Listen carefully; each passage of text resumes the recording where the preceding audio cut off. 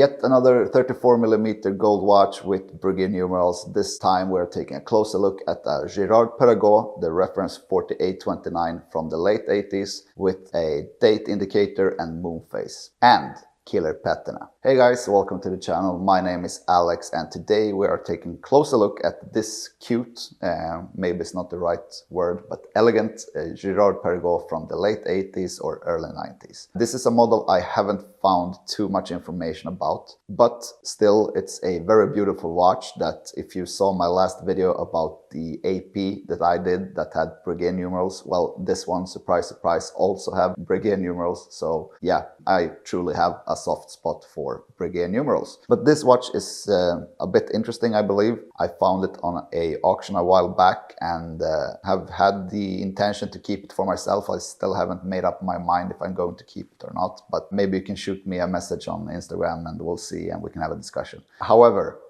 this model is interesting for a couple of reasons, and one of the reasons is that it's basically no information out there about it. But let's break it down first and see what we have in front of us today, and we'll get into those details in a bit. So Girard-Perregaux, not a brand that too many people care about nowadays, but they have made some really nice watches in the past. Also the Laureato, which is their sports model that they introduced in the late 70s. Super nice piece, undervalued, have been in the shadow of the Royal Oak and Nautilus for a long while. But it had a short hype a couple of years ago when everything was hyped. But as always, I try to find these undervalued pieces from the 70s, 80s, 90s, preferably in precious metal cases. So here we go. The reference is 4829 and it comes in a 34mm yellow gold case. It is a nice case considering it has a stepped case and it's oxidized, which I find very charming. So this happens with gold if it's not polished for a long time and if it sits in a dark, cool space, for example, and is not used. You can see how the case basically gets patina. This I do like because it gets a much warmer tone of the gold. So it's not yellow, but it's more towards the rose or orange tones,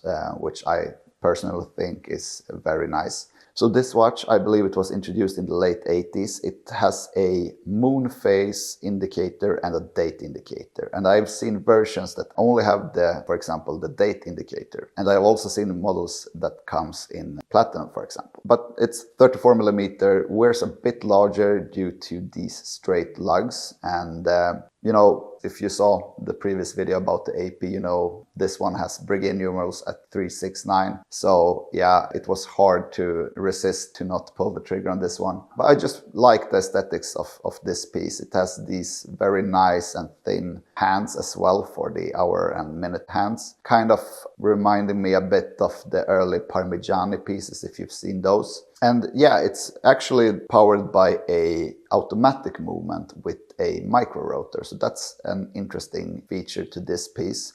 What's also interesting is that it's numbered on the case back. And I didn't find much information when I was doing research for this piece, but I found an Italian forum that said that it was limited to 150 pieces. And that could be the case, but I'm not sure. So if you do know more about this specific model and reference, please do let me know in the comments, because I always love to learn more about these pieces. But yeah, that could indicate that it's a limited production, which adds a bit of extra spice to the piece itself. But yeah, overall, when we look at the aesthetics of the watch, which, you know, it's a white lacquered or enamel dial, Breguet numerals, moon phase display, date indicator. It's a classy, sophisticated watch in an elegant package, 34mm, and also quite slim, although it's powered by a automatic movement with a micro rotor. Let me know what you think about this piece in the comments, and don't forget